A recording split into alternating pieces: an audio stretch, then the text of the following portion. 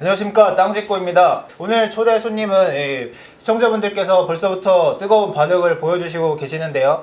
김학렬 스마트 튜브 부동산 조사 연구소장님 나오셨습니다. 안녕하세요, 선생님. 네, 안녕하세요. 좀 시청자 여러분께 간단히 좀 인사해 주시겠습니까? 요새 어떻게 지내셨나요? 코로나.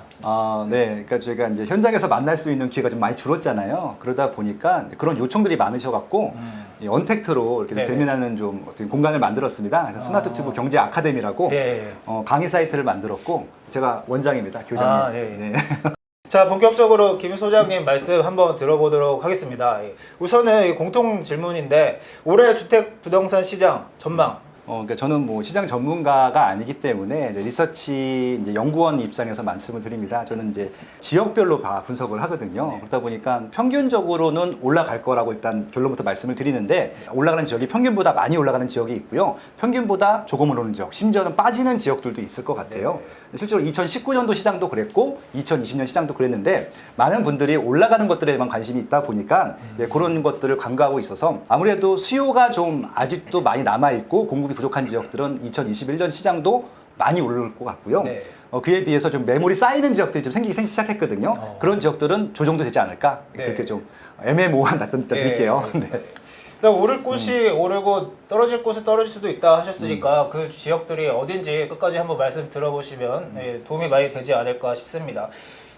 아무래도 전문가분들께서는 작년에 이제 문재인 정부가 4년 차인데 그동안 여러 가지 아무튼 규제 위주 정책들을 내놨는데 그게 집값을 잡는 데는 아무런 도움이 안 됐다는 게 지금 드러나고 있는 상황이거든요. 이 정부 규제에서 어떤 게 가장 문제였다 할 수 있을까요? 기본적으로 이제 문제가 생겼기 때문에 그거에 대한 보완 대책이 나온 것들이거든요. 2017년도 5월에 취임을 하면서 2017년도에는 5번 대책이 나왔고, 네. 18년도에는 6번, 그다음에 2019년도, 2020년도는 7번, 8번이 나왔어요. 네. 점점 대책의 숫자가 네. 많아지거든요. 그 이유는 정책이 뭔가 시장에 안 먹히고 있다는 것들이잖아요. 네. 그러면 이제 왜 안 먹히는 건가를 분석을 하고 그거에 대한 맞는 정책들이 나와 있어야 되는데, 계속 기존 대책의 연장선이에요. 그러니까 기존 대책은 지금 25번째 대책까지 나왔는데, 요는 딱 하나입니다. 파리 대책이거든요. 2017년에 네. 나왔던 규제 지역을 선정한 다음에 그 규제 지역 내에다가 세금 규제, 대출 규제를 합니다. 그게 다예요. 네. 네, 근데 지금 그 이후에 나왔던 24번째 정책까지는요, 규제 지역을 더 확대하고 그 규제 내용을 더 강화하는 거, 그것밖에 네, 없거든요. 네. 그러면은 지금 규제 지역 내에서 대출 규제, 세금 규제 하는 것들이 시장에는 먹히지 않고 있다라고 네. 결론을 내릴 수 있는 거잖아요. 네, 누가 보더라도. 네, 네. 근데 계속 그 정책들을 강화하고 있는 겁니다. 네. 그래서 이제 시장 전문가들, 저 같은 분들이 좀 이제 공급을 늘릴 필요가 있다, 시장에 매물을 늘릴 필요가 있다, 이런 얘기를 지금 4년째 반복하고 네. 있는데, 4년 동안은 기존의 대책들이 먹히고 있다, 효과가 있다라고 계속 반복적으로 발표하시면서 더 드디어 2021년 1월 달에 어저께 이제 신년사를 발표하시면서 네. 처음으로 인정하셨어요. 네. 대통령님께서. 그 전까지는 대책이 성공한다고 말씀하셨는데, 어제 신년사에서는 죄송하다. 좀 국민들한테 신뢰를 끼쳐드린 것 같다. 공급을 늘리겠다라는 말씀을 대통령님 입에서 처음 나온 네. 것들이거든요. 그만큼 그동안의 정책에 있어서는 어떻게 보면 좀 그동안 시행착오를 겪었던 것들에 대한 반성이 나오는 것이 아닌가, 그런 부분들입니다. 결국은 시장을 안 보고 4년 내내 똑같은 방법으로 똑같이 문제를 해결하려고 한 겁니다. 정부가 내놓는 이 공급 대책들이 좀 효과가 있을까요? 결국은 이제 공급이 부족하다는 것들은 시장 전문가, 그다음에 소비자분들, 국민들, 그리고 네. 정부조차도 이제 인정을 한 것들이거든요. 네. 그러면 어떻게 단기간에 이 공급을 늘릴 건가인데, 공급 같은 경우는 크게 두 가지가 있습니다. 실질적으로 신규 입주 물량을 늘리는 공급이 하나 있고요. 또 하나는 시장에 매물을 많이 만드는 것들이거든요. 근데 신규 입주를 많이 늘리는 것들은 통상적으로 시간이 많이 걸립니다. 확정된 재건축 재개발도 분양 이후에 30개월이 걸리거든요. 근데 분양까지 가기 전까지 한 10년이 걸립니다. 그러니까 재건축 재개발도 10년 이상이 걸리고, 지금 택지 개발지구도 최소한 5년에서 10년이 걸리거든요. 결국은 2025년까지 이 공급을 획기적으로 늘릴 수 있는 방법은 없어요, 솔직히. 네. 지금 허수입니다, 솔직히. 네. 그렇죠? 근데 중요한 것은 당장 시급한 것들은 전세로 이사갈 집도 없고 매매로 살 집도 없기 때문에 시장에 거래될 수 있는 매물들을 끄집어내는 정책도 공급 대책이거든요. 네. 그래서 그런 대책들이 나오길 기대하면서 정책적인 제안도 많이 드렸었는데, 설날 전에 나온다고 한 대책들에 대해서 좀 계속 기사들 나온 네. 것들 보니까 뭐 고밀도 개발, 역세권, 아니면은 뭐 신도시 개발, 그것들을 좀 활성화시키겠다. 근데 그런 것들을 아무리 빨리 해도 2023년 이전에는 안 되고요. 제 생각에 2025년 이후일 텐데, 제가 제안드렸던 것들은 실질적으로 시장에 매물이 많이 나올 수 있도록 다주택자들이 물건을 팔 수 있도록 네. 좀 어떤 그런 좀 완화 대책을 필 필요가 있다는 말씀을 드리고 싶은 것들이고 전세 매물도 많이 끄집어내기 위해서 임대차 2법을 너무 강력하게 시행하고 있는데 그런 것들도 네. 조금 솔직히 폐지하고 싶은데 폐지가 안 된다고 하면 좀 다른 방법들을 좀 강구해주는 정책들이 나오면 네. 좋겠다. 그런 제안들을 드리고 있는 것들이죠. 이런 시장 상황에서 올해 이 무주택자들이라든지 내 집 마련 전략을 어떻게 세우면 되겠습니까? 지금 전세에 살고 계신 분들이 지금 제일 답답하실 텐데 네. 집값은 계속 올라가고 있고 심지어는 전세로 이사 가고 싶은데 전세 매물들이 없거든요. 지금 계약갱신 청구권이 자꾸 이제 쓰게 되는 이유 중에 하나가 실제로 전세 사시는 분들도 그 집에서 계속 평생 살 생각은 전혀 없어요. 적당히 살다가 이사를 갈 생각들이 많으신 거죠. 그래서 이제 국토교통부에서 매년 주거 실태 조사라는 것들을 하는데 거기 보면은 이제 자가로는 보통 10.7년, 10.8년 정도를 거주하는 것으로 나왔고요. 네. 전세 같은 경우는 한 3년 정도 전후를 거주합니다. 네. 그럼 2년이나 4년 차에 이사 가시는 분이 대부분이라고 하는데 네. 이분들이 이제 한 2년이나 4년 차가 돼서 이사를 가시려고 시장에 나왔더니 시장에 전세 매물이 없는 거예요. 네. 그래서 이제 찾다 놀래서 다시 되돌아가서 그냥 계약갱신 청구를 쓰면서 재계약을 하거든요. 그분들조차도 이게 좋아서 하는 것이 아니라 네. 방법이 없기 때문에 선택을 하는 것들이거든요. 그럼 이 무주택자분들이 이런 어려움에서 벗어나는 유일한 방법은요. 내 집 마련을 빨리 하시는 거예요. 그러니까 저는 입지가 좋은데 정말 좋은 아파트 사시면 좋겠죠. 근데 그런 것들은 비싸고 물량도 많지 않잖아요. 그래서 조금 눈높이를 낮추신다고 하면은 지금 전세를 살고 계신 지역보다 한 단계나 두 단계 정도 아래 지역 가서 자가 마련하시는 것들, 내 집 마련하시는 것들 네. 추천드리고요. 네. 제일 좋은 방법은 신규 아파트 청약을 받는 것들인데 정말 어렵습니다. 특히 서울 네. 같은 경우는 평균 당첨 가점이 60점대가 넘거든요. 네. 그러면은 물리적으로 30대 분들은 당첨 가능성이 없어요. 그렇기 때문에 실제적으로 뭐 입주권이나 분양권을 사지 않는 이상 이 신규 아파트를 들어가는 것도 어렵기 때문에 저는 구축이라도 일단은 내 집 마련 확보부터 한 다음에 그 다음 전략들을 짜시는 것들이 바람직하지 않을까 네. 이렇게 좀 제안드리고 싶네요. 예. 네. 약간 외곽으로 나가서라도 집을 한 채를 사는 게 좋다라는. 그렇죠. 지금은 이제 서울이 아니라 네. 광역 교통망이 워낙 발달되어 있고 더 발달할 예정이기 때문에 네. 자기가 출퇴근하는 메인 입지들이 있을 거예요. 그래서 출퇴근하는 입지까지 뭐 한 30분이나 50분 내에, 그러니까 1시간이 걸리지 않는 거리에서 올 수 있는 거리라고 하면은 저는 거기도 서울 영향권이라고 보거든요. 그래서 경기도 이천까지 다 관심적에 포함해 두시고 그 지역 내에서 한번 선택해 보시는 것들도 하나의 방법이다. 제안드리고 싶습니다. 그럼 주택 보유자분들은 어떻게 하는 게 좋을까요? 1주택이나 2주택을 가지고 계신 분들. 그러니까 지금 그분들이 또 좀 갈아타기를 하고 싶으신데 네. 지금 집을 파는 순간 매수를 할 수가 없어요. 예를 들어서 지금 아마 그분들이 지금 집을 샀을 때는 LTV가 70% 정도였을 네. 겁니다. 그러면 이제 솔직히 말씀드리면 이런 겁니다. 지금 살고 있는 집의 대출을 갚고 네. 그 집을 또 못 사요.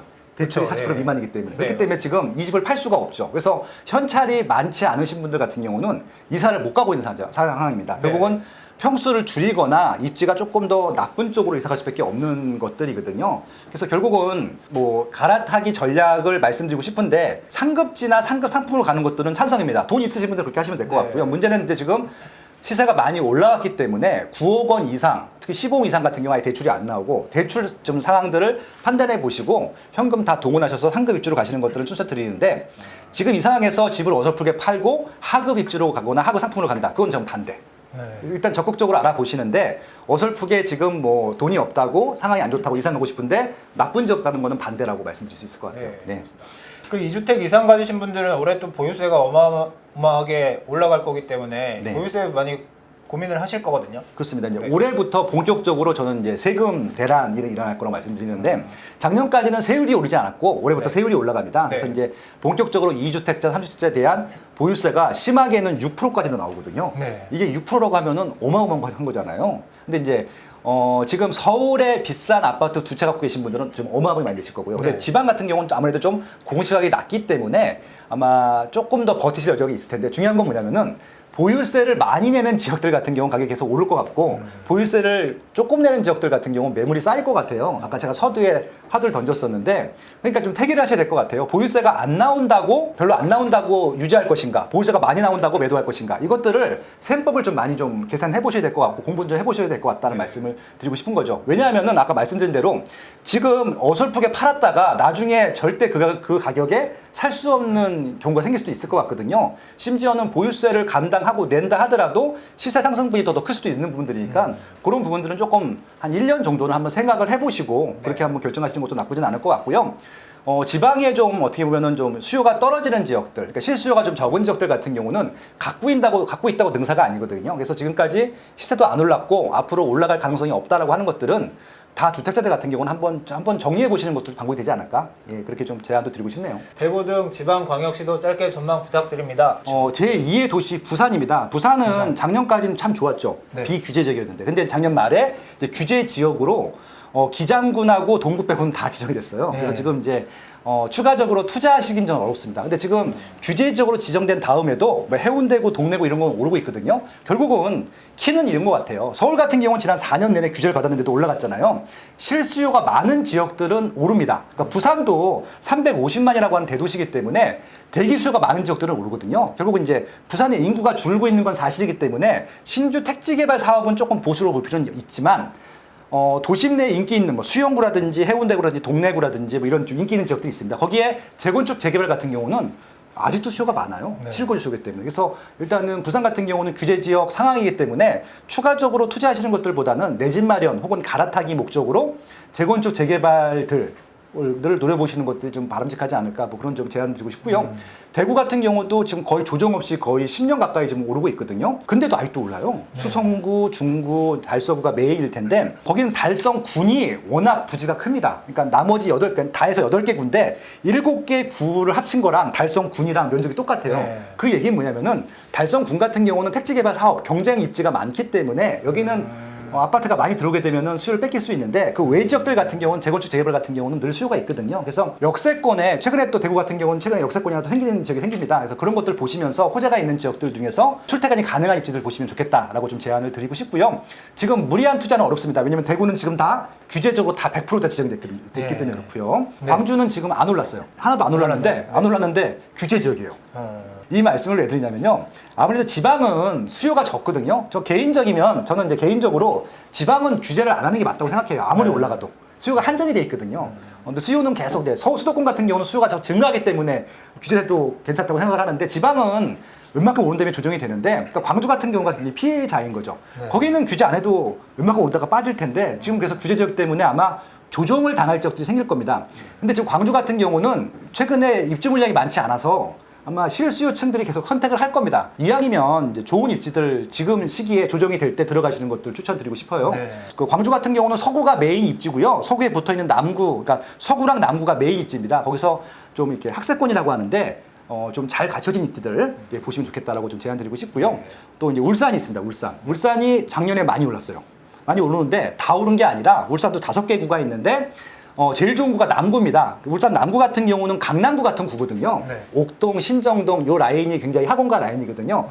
거기 도보권으로 뭐 학교나 학원 갈 수 있는 지역들은 지금도 많이 올랐습니다. 그래서 지금 작년에 평당 2천이 안 됐었는데 지금 평당 4천 가까이 됐습니다. 근데 네. 많이 올라서 이제 좀 부담스러울 텐데 그런 입지들을 투자 목적으로 지금 들어가시는 건 좀 무리고 그 주변에 그 근처 입지인데 그 아파트만큼 들어오는 아파트들 입지들이 있어요. 그런 것들은 좀 눈여보셔도 좋을 것 같아요. 남구라든지 중구라든지 이런 지역들 같은 경우는. 그리고 대전인데요. 이제 올해 제가 조금 어떻게 보면 보수적으로 볼 필요가 있는 지역이 하나가 대전이에요. 그런가요? 네. 예, 그 대전하고 세종시하고 인천은 조금 보수로 보고 싶은데 그 이유가 뭐냐면은 제가 아까 입주 물량이 급감했다고 말씀드렸잖아요. 네. 서울만 급감하는 게 아니라 전국적으로 다 급감을 합니다. 네. 서울은 거의 한 2만 2천 세대가 급감을 하고 전국적으로 한 7, 8만 세대가 급감을 하는데 특히 많이 급감을 하는 지역들이 대부분이고 네. 증가하는 지역이 있어요. 딱 3개 지역이 증가를 하는데 대전하고 세종하고 인천이 올해 입주 물량이 네. 살짝 증가합니다. 네. 근데 지방 같은 경우는 서울과 달라서 입주 물량이 증가하게 되면 영향을 좀 받아요. 네. 근데 대전 같은 경우는 최근에 많이 올랐기 때문에 물론 거기도 대전도 메인 입지 같은 경우는 좀 빠질 가능성이 낮겠지만 지금 최근에 올랐는데 입주 물량이 있는 지역들 같은 경우는 조정이 될 수도 있거든요. 그래서 그런 부분들 대전 같은 경우는 올해 입주 물량이 좀 증가하기 때문에 조심해서 보실 필요가 있다는 말씀을 드리고 싶고 세종시는 지금 70주째 올랐거든요. 아무리 입주 물량이 적어도 한 번 쉬어갈 타이밍은 온 것 같아요. 네. 빠진다는 얘기가 아닙니다. 보통 올랐다가 쉬어가는 타이밍이 있을 텐데 그 시기가 올해가 될 가능성이 조금 있다는 것들이고요. 근데 그건 정부에서 정책을 어떻게 만들지 갖고 왜냐하면 지금 대전하고 세종시 같은 경우는 같은 생활권이거든요. 대전에 입주 물량이 많게 되면 세종시도 영향을 받습니다. 그래서 그런 부분들을 한번 고려해 보시면 좋을 것 같고 인천 같은 경우도 입주 물량이 많은 지역과 없는 지역이 있어요. 인천도 대도시이기 때문에 인구가 300만이 넘습니다. 그래서 인천에서도 입주 물량이 적고 새 아파트가 입주하는 데들은 좀 호재가 되겠지만 기존에 입주 물량만 계속 공급되는 지역들이 있었거든요. 거기 그 지역들 같은 경우는 작년에 워낙 서울 수요가 넘어왔기 때문에 올랐는데 올해 넘어가지 못한다고 하면 조정될 수도 있다. 뭐 네. 그런 부분들. 그래서 여기까지 해서 광역시까지는 다 정리했습니다. 예.